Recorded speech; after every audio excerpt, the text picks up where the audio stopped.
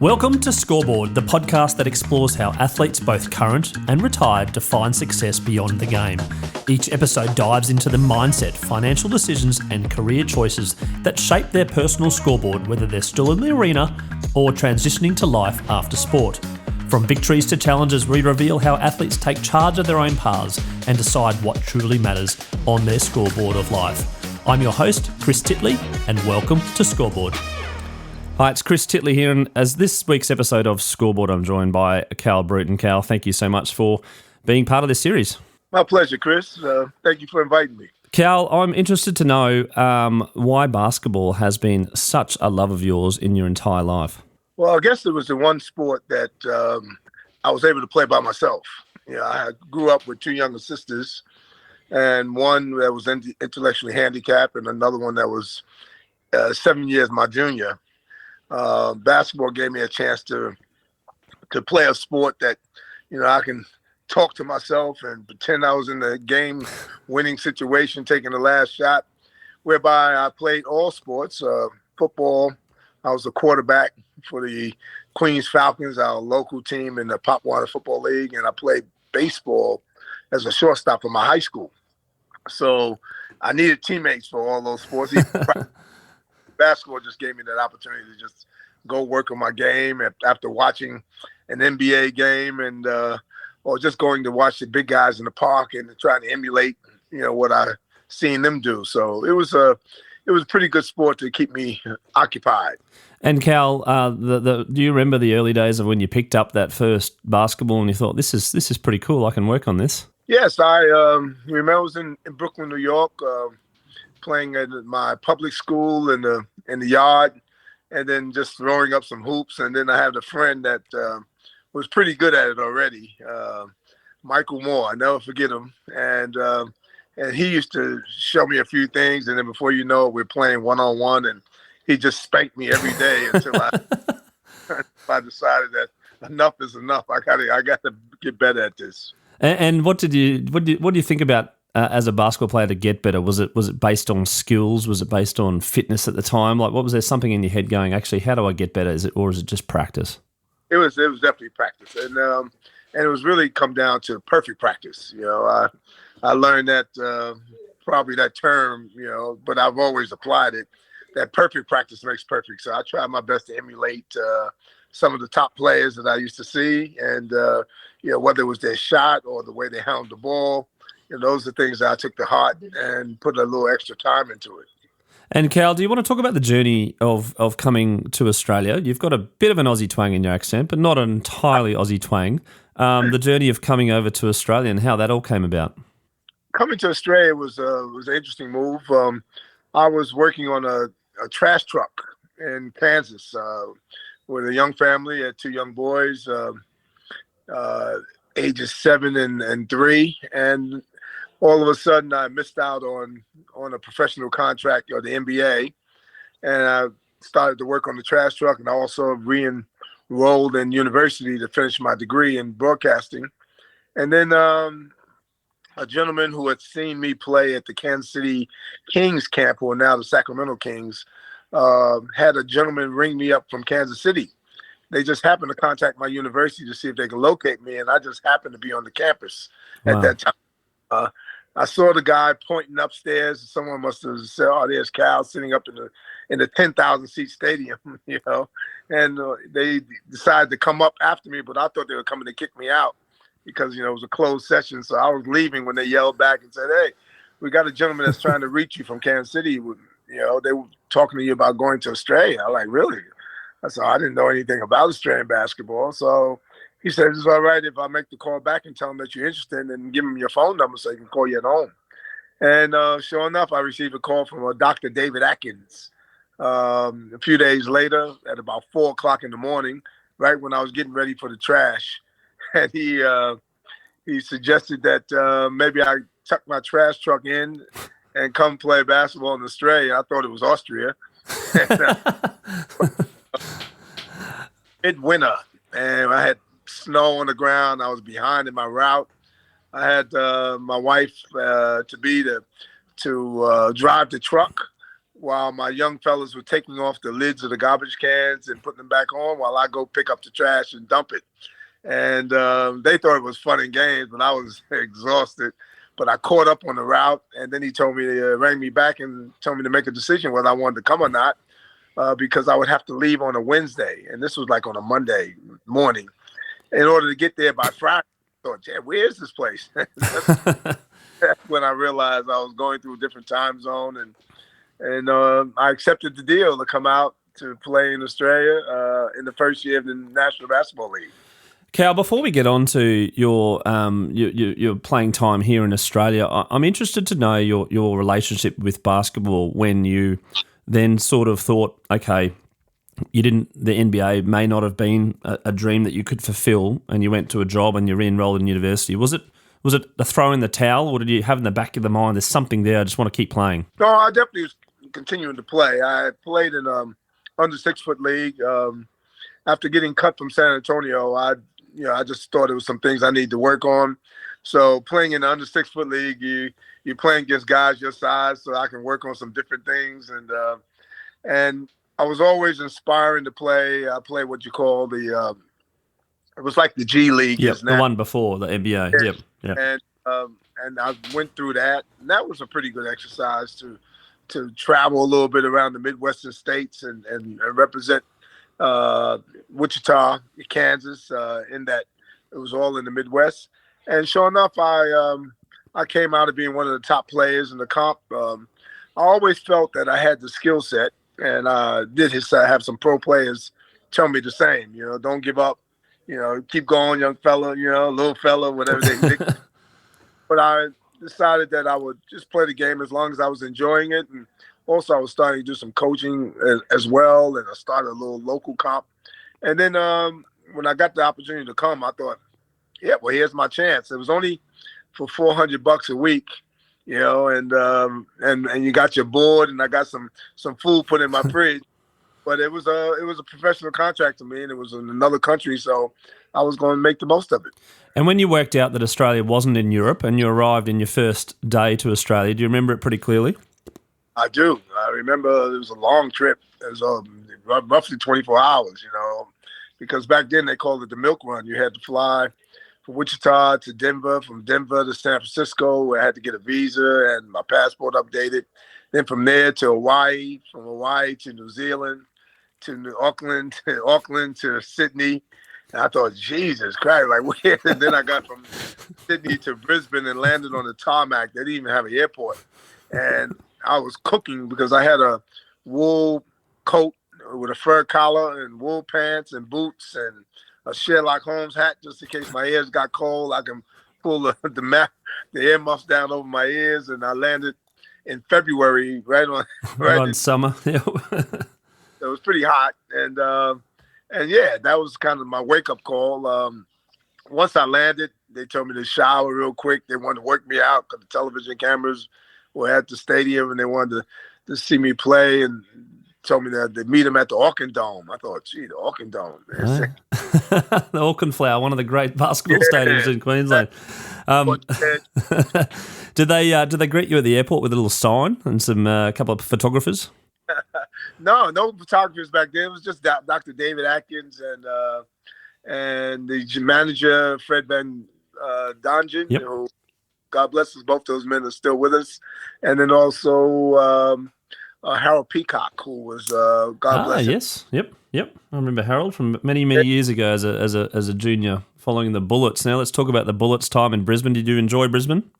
I did. Yeah, Brisbane was a nice, wonderful wake-up call. Nice transition from the winter of Kansas, where it was minus 37 degrees, to wearing shorts and T-shirts every day, And, Dave Atkins didn't let us go slack. I had a roommate, or I should say a next-door apartment, Dan Hickett, who was also from Kansas, 6'11" guy who was very, very good basketballer. And, although he didn't play a lot at K-State where he went to school, but, here he was a true big man. So really had a chance to kind of get with him and say, okay, Dan, let's do this. Big Dan, the rebound man.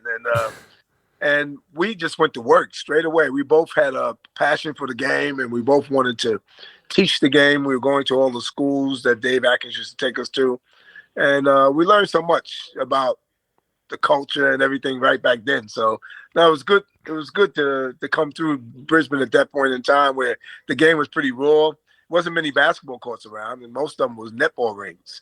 No, that's right. And I think just touching on that topic, basketball's had a bit of a resurgence in Australia and particularly in Brisbane. My kids play at a local club and they've been inundated with junior participation. Can you talk about the time now, I suppose, where basketball is getting a bit of a resurgence? Why do you think that is? Well, obviously, television plays a big part in that. The NBL, Larry Kesselman, the marketing that he puts behind all that is huge. It's on mini games, it's on full-time games, it's on the week replays. You got all the shows surrounding it, overtime and nothing but net and you name it. So I think the awareness factor is huge now. And as a result of that, you get a lot of young people wanting to learn how to play the game.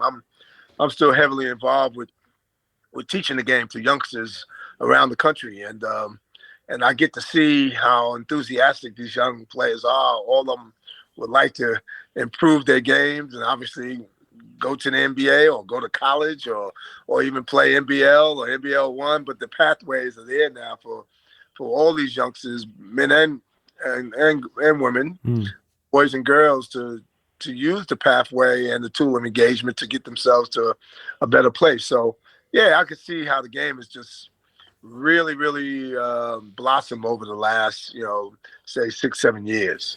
And just on that, with the kids these days potentially wanting to play in the elite level, play professional sport for money, was that in your mind at the time to play for money, or was it just to play thinking that you're good and you love playing? I think it was a bit of both. I definitely love playing and love competing. But also, you want to make a living. You realize once you come out of college, like, geez, I got to eat. I got to have a roof over my head. The kids as well. Yep. And in my case, I had 2 young kids. Like, I came across here with by myself and left my kids at home. So I had to send all my money back to make sure they were straight. And then eventually, I came back here with them all. 7 months later, I think it was, and having everyone here, and then having another son.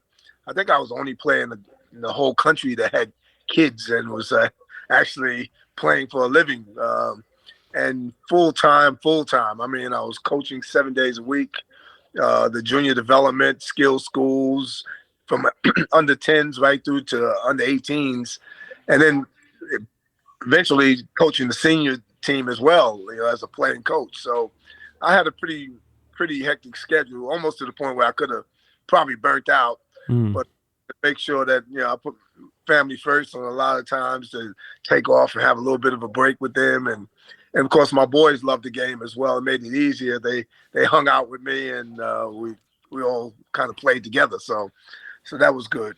When you look back at your NBL playing career before we get on to coaching, 250 games over 4 clubs, how do you describe it now looking back at it? Yeah, it was pioneering stuff. I feel very proud to know that I've come through that era whereby, I wasn't getting paid a lot of money. Everyone thinks, shit, Kyle was the only guy getting paid.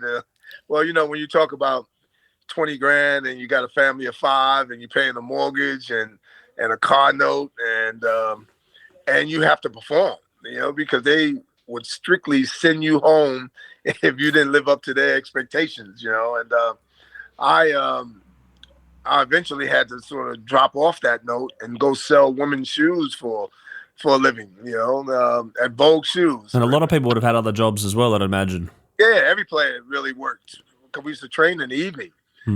But when I was actually cultivating grassroots basketball for 7 days a week for about a good 5 years in a row around the clock, then that you've dedicated to the sport. And a lot of those players still talk to me about that. And I get grandparents telling me that you coaching my grandkids now, like still, because wow. I'm still at it. So I think basketball was more of a passion project as well as a career. I wanted to see young people improve. Obviously, with my sons, I wanted to see them improve and use the vehicle. And now I have 5 sons and a daughter, and all my boys have played at a reasonable level. They represent the states, and some of them represent obviously internationally. I got a grandson now that's on the international scene. So yeah, basketball has just been tremendous for myself and my family, and I'm still, like I said, just turned 70 last week, and happy birthday. Yeah, thank you, and still healthy. Yeah, my father-in-law is but I enjoy seeing young people improve and use this vehicle because it can take you all over the world, which is indicative by my son CJ being in China now, coaching. Absolutely. Cal, I'm interested to know, at the top of your game, when you felt like you were at the top of your game, what sort of characteristics that you had at the time? That was it skills, was it fitness, was it strategy, were you eating well? Like, was there lots of different things, or was there something else that you thought that I've just got to keep going because I want to be the best in my business? No, that's a good call, Chris. I definitely wanted to be the best. I prided myself on being the number one player in the country. I don't often get a chance to say it, but I don't think it's anybody, including Andrew Gaze and the likes of his status, that led the league in scoring, led the NBL in assists, led the NBL in free throw percentage, three-point percentage, and been a champion player and coach. And I did this a lot while I was in my late 20s, early 30s, leading the way. Won Victorian titles, won MVPs in Victoria, South Australia, interstate stuff, won championships there as well as MVPs. And I think it was my desire to continue to improve. Fitness-wise, I used to run around with a stopwatch in my hand, running 400s, 200s. No one would probably know, but I was always prepared to be the last man standing on the court. And the old cliche, prior preparation beats that PP performance. That's it. Yep. It wasn't ever going to get me because I was always in the gym, making 100 free throws in a row. If I miss at 90, I'm still in there starting again. And, sometimes the wife had to come in and rebound the basketball just so I can get out of there. Yeah, go. Dinner's ready. But, yeah. That was it. I wanted to be the best, making all-star teams and, even to the point where I had to pack up my family and leave because some clubs, because I became a Australian citizen, I had that flexibility. And I obviously represented Australia, through the 85, 88 period. And I really felt that in order for me to survive here, I had to be a citizen because I've seen so many Americans get kicked to the curb, and I was not going to be one of them because I had the responsibility of a family here. When you're walking down the street and people recognize you and they say, oh, that's Cal Bruton, they come and say hello, and you might be having a coffee with your family or whatnot, how does that make you feel? Makes me feel great. Sometimes, I've never ever knocked anyone back. Always try to be kind and courteous. Yeah, my goal was always, my grandson actually came out with the acronym, the Bruton acronym, and he was 9 years old. It was like, be kind to others, it don't cost you anything. Respect your elders. In my case, to just show respect for everyone. They got to use your manners. And my mom always taught me that, and my grandson related that he heard it from his dad, CJ. Trust in God, which, I'll carry an open Bible in my house, and I go read a verse and, put my hand on and count my blessings. To own your mistakes. We're all going to make them. But, I always put my hand up, and I like to think that, people who know me understand that, that I'm going to be real with them. And my number one is what my grandson said, Pop said, you never give up. And I've had that many knockbacks, and I'm thinking, why should I take a step back, even though someone else doesn't want me, and just give up and don't go anymore. For instance, winning championships and then having to move on to another destination because you done built that club up and they don't feel that they need your services anymore. So I just said, well, okay, well, that's the way you feel about it. I'll see you at the top on my next journey, And that's happened on a few occasions, actually. That's a fabulous acronym, and I need to write that down later and talk to my kids about that. Just on some characteristics, Cal, you sound very resilient. Do you remember, like, you probably missed a number of shots in your life, and you've lost a number of games as player and as coach. How important is resilience when it comes to sport? Oh, of utmost importance. You definitely got to persevere through those difficult times, and if you learn how to handle those appropriately, it can help you grow in a lot of respects. And I took pride in that. That was another acronym. I knew I had to persevere, and we talked about respect. I knew I had to get more intelligent about the way I went about my business, being investigative in the new measures and learning how to stay ahead of the curve. The D's was my backbone or my structure. It was all about being determined, all about the dedication. It was all about the desire to have fun while I'm doing it. It's all about the discipline, staying on it every day, and the details on how I was going to go about charting my goals and achieving them as well. So the D's was important, but none of that was going to happen without the effort. And I put forth always effort. I'm constant being a student of the game, and trying to explore different ways to continue to help it grow. As I mentioned earlier, I'm still coaching from under 10s futures program to coaching the under 18 Hoop Fest. Took a team over there to Perth to participate in that, which gave these young people a tremendous experience, and 2 young Sudanese players in particular that I had to pay for to go over there to help them have an opportunity. So through my foundation, I'm getting a great opportunity to spread that goodness and help these kids see that they could, whatever happened for me as being a Hall of Famer and all that, well, it can happen for you too. Yeah. Absolutely. You touched on the word goal. Were you a goal setter? And if you were, how far out was your goal? I had short-term goals, mid-term goals, long-term goals.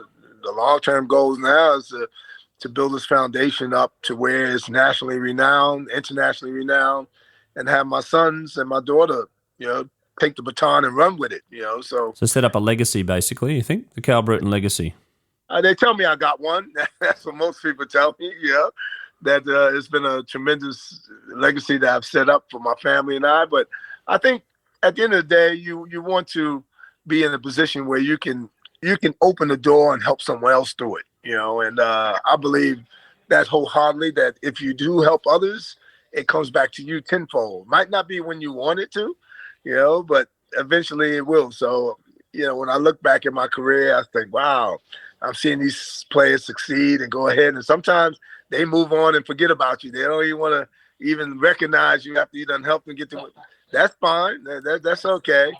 I can still look them in the eye and know that I gave my effort. And at some point, I feel they're going to come around and say, oh, wow, thank you, man. I really appreciate you. So I don't look for that. Never have. And I teach my kids not to as well. As CJ, as what he had to go through recently, I said, hey, welcome to my world. It happens. And, his family just now moved to Canberra so that we're all assisting them right now and watching them settle in while he's over in China. And that just happened to all my sons in one place or another. But I teach them to just turn the page. You got to put 2 eggs in your shoes and beat it and make like a breeze and blow. Cal, I'm going to throw some words out there now which may or may not describe your personality. I'd love you to say yes or no and explain a little bit whether you are that person or not. I'm going to start with the word competitive. Yes, to the max, actually. I like to win. There's just no ifs, ands, or buts about it. If I lose, I'm not a sore loser, but I'm going to figure out a way to beat you next time. That's the way I go about it. Are you serious? Very. But I'm a fun guy as well. So I don't let the seriousness dominate my, personality, other than to take the hits and learn from them and move on. But I like to have fun. My philosophy, as you would have heard, run, stun, and have some fun. That's it. What about nervous? Did you get nervous? Nah, preparation. I got my father-in-law here. He's almost answering the question for me. But nah, he knows me very well. I don't get nervous because I prepare. I think when you prepare for something, you just don't be nervous about it. You just try to really focus in on the task at hand. I got at the task at hand, and I think it's important to like really lock in when it comes to that situation. Superstitious. Yes. Very. Yeah. Like my left eye blinks too much. That means it's not going to be good luck. So I got to rub it and everything and stop it from blinking. But yeah, I'm superstitious to an extent. Yes. Structured. Structured. Yes. Although my wife would tell me that, I need to get into my diary a little bit better than I do. But I do have a program that I follow because of my aging body and I kind of let my body take over sometimes. If I need rest, I rest. But I'm known to drive 16 hours straight to go to a destination and obviously take breaks in between just to stretch your legs and get a coffee or whatever. But I'm structured in what I have to do and how I go about it. And I try to really sort of zero in on the importance of where I'm going. I feel like most of the things I do it's going to be a mission statement in the end of the day. I got two more. Confident. Very. I'm a very confident person. I believe in myself. Having grown up without my dad, who I lost when I was 7 years of age, and my mom told me at the age of 8 that I'm the man of the house. So I took that very personally and became confident about the way I carried myself. And I like to think the way I present myself. I like nice things, clothes. I like to wear. My mom told me I got to have always my head shaved nice or cut nice, and when I had hair. But also the first thing people look at is your head and your feet. So I always keep my little white Air Force Ones in good nick, or I might have some patent leather shoes on when I have my suit on. So yeah, I try to be confidently about the way I present myself. And the last one is empathetic. Yes, I think I have empathy to the max, probably almost too much, because if someone calls me or someone needs a favor, I'm probably the first person to try to put my hand up and find out a way how I can help. So yeah, I got a lot of empathy for particularly people that go through hard times. I know what it's like for myself, having gone through some difficult challenges, and as I mentioned, I think that's what makes you a whole being when you empathetic and you got all the quality, characteristics that you asked me earlier. Cal, one final question. I've got kids and you've got kids and grandkids, and they're out there playing sport. We live in a wonderful country here in Australia. What's some advice that you'd give them now to get out there and to play sport? Some might have their eye on the prize. Some might get picked in under 12 rep teams or whatever it might be, but some advice from you. I would say, obviously, to believe in yourself. And that's the most important. If you don't believe in yourself, no one else will. So you have to go about believing in yourself. And maybe, again, I can use another acronym for them. You got to pack your swag in your bag. That's a skill set. Whatever your passion is that you can apply your skill set to, go for it, because that's going to give you the little leverage that you need to keep it going. You got to have a work ethic. I don't believe there's a player or person in this country that work any harder than I do.